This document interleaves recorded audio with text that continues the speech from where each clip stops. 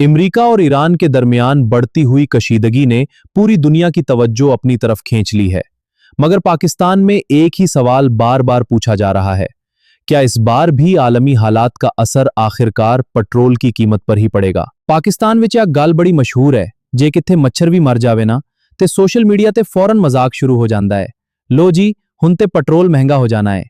ये सिर्फ तंज है, लेकिन ये बात अवाम की महंगाई से बढ़ती हुई परेशानी जरूर जाहिर करती है। मजाक अपनी जगह, मगर हकीकत यह है कि पाकिस्तान अपनी जरूरत का बड़ा हिस्सा दरामदी तेल से पूरा करता है।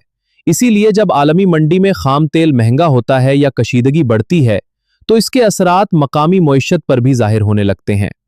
जब आलमी मंडी में खाम तेल महंगा होता है, तो उसका असर सिर्फ पेट्रोल तक महदूद नहीं रहता। ट्रांसपोर्ट के अखराजात बढ़ते हैं, सामान की तरसील महंगी होती है और फिर आहिस्ता आहिस्ता रोजमर्रा इस्तेमाल की कई चीजों की कीमतें भी बढ़ने लगती हैं। आज सामने आने वाली एक नई तजवीज के मुताबिक पेट्रोल की कीमत 15 दिन के बजाय रोजाना आलमी मार्केट के मुताबिक तब्दील करने पर गौर किया जा रहा है। अगर यह तजवीज मंजूर हो गई तो कीमतों में तब्दीली पहले से कहीं ज्यादा तेजी से हो सकती है।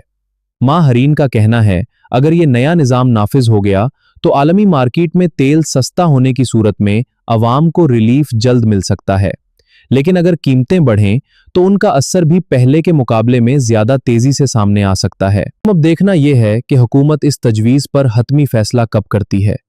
अगर यह निजाम नाफिज हो जाता है तो पेट्रोल की कीमतों में तब्दीली का तरीका मुकम्मल तौर पर बदल सकता है।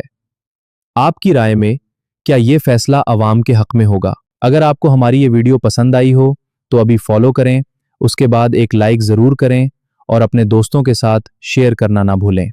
इंशाअल्लाह अगली वीडियो में एक और अहम मौजू के साथ दोबारा मुलाकात होगी। अल्लाह हाफिज।